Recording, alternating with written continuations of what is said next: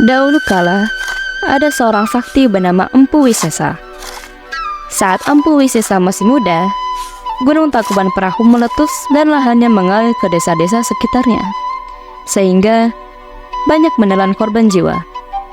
Ketika itu, Empu Wisesa mengunjungi desa yang terkena lahar tersebut dan menemukan dua bayi yang orang tuanya meninggal dunia. Kedua bayi itu adalah Wira dan Jaka, yang di kemudian hari mereka menjadi muridnya. Ia merawat mereka bersama dengan anaknya yang bernama Sekar. Empu Wisesa juga menyalurkan ilmu bela diri dan kearifan hidup pada dua muridnya. Namun, seiring dengan berjalannya waktu, dua murid Empu Wisesa itu tumbuh dengan sifat yang sangat berbeda. Sekar, minjem mainan kamu dong. Aku sedang bermain, Jaka. Sebentar saja kok. Kakak, jangan diambil.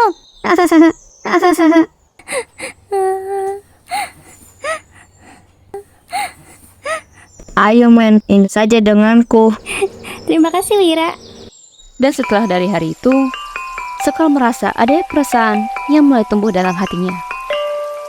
Beberapa tahun kemudian, Wira dan Jaka tumbuh menjadi kedua sosok pemuda yang tampan. Wira tetap giat berlatih bela diri, sedangkan Jaka akan bermalas-malasan jika tidak diawasi oleh Empu Wisesa. Tiba-tiba, Jaka berdiri dan berjalan menjauh. Wira yang melihat itu langsung memanggilnya. Kamu mau kemana, Jaka? Pergi, bosen di sini. Jangan lama-lama, Jaka. Sebentar lagi Sekar datang membawa makanan. Setelah Jaka pergi, beberapa saat kemudian, datanglah Sekar dengan membawa makanan untuk Wira dan Jaka. Wira, ayo makan dulu, mumpung masih hangat. Ini Wira. Terima kasih, Sekar. Jaka, kemana? Dia sedang ke hutan, sedang berkeliling. Sepertinya dia akan segera kembali. Oh, ayah, kata ayah, kamu dan Jaka hari ini latihannya sudahi saja. Besok baru lanjutkan lagi. Kalau begitu, kamu tunggu di sini sebentar ya. Aku ingin membereskan peralatan latihan dulu. Takutnya nanti Jaka datang, dia tidak tahu kalau kita di sini. Kalau seperti itu, baiklah.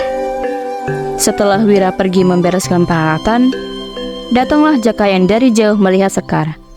Ia terpanah dengan kecantikannya. Itu benar Sekar. Kemudian, Jaka pun menghampiri Sekar. Sekar, aku ingin makan. Kamu pasti kabur lagi kan? Tidak ada latihan?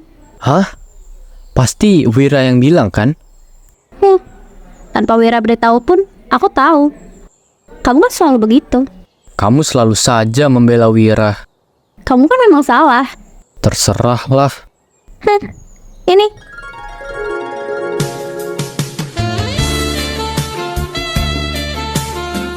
Jaka yang terpesona pada kecantikan Sekar, pada hari itu, ia bertekad untuk menikah dengan Sekar. Suatu hari, Jaka akhirnya memohon bicara empat mata dengan gurunya. Empu, aku menyukai Sekar. Aku sangat ingin menikahinya. Apakah boleh aku menikah dengan Sekar? Jika kamu sangat menyukai Sekar, baiklah, aku akan menikahkan kalian berdua. Setelah menyetujui permintaan Jaka, Empu Wisesa menyampaikan lamaran Jaka kepada Sekar. Aku tidak ingin menikah dengan Jaka, ayah. Aku hanya ingin menikah dengan Wira. Kenapa ayah tidak menanyakannya padaku terlebih dahulu sebelum menyetujuinya?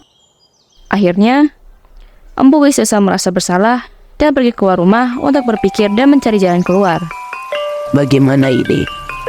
Aku sudah menyetujui permintaan Jaka, tapi aku juga tidak ingin anakku bersedih. Di tengah kebingungan Empu Wisesa, tiba-tiba dari kejauhan ia melihat lar Gunung Tangkuban Perahu yang masih menyala-nyala. Ia pun mendapatkan ide untuk menyelesaikan masalah yang dihadapinya. Keesokan harinya, Empu Wisesa meminta kepada kedua muridnya untuk menemuinya.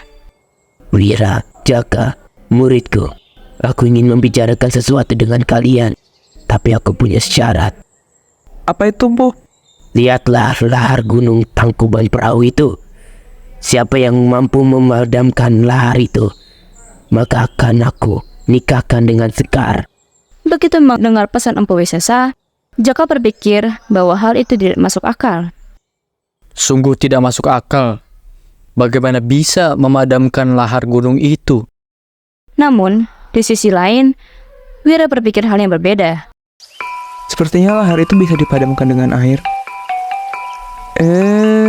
Alah. Sepertinya di sekitar hutan ada bendungan. Wira pun mencari sumber air dalam jumlah besar di hutan dan menemukan sungai Citarum. Saat menemukan sungai Citarum, Wira berkeliling menyusuri sekitaran sungai dan menemukan bendungan tak jauh dari kawah gunung yang agak rendah. Saat melihat bendungan tersebut, Wira terpikirkan satu ide. Namun ide itu membuatnya ragu apakah cara yang ia pikirkan akan berhasil. Akhirnya, Wira mencoba untuk melakukan sesuatu dengan idenya tersebut.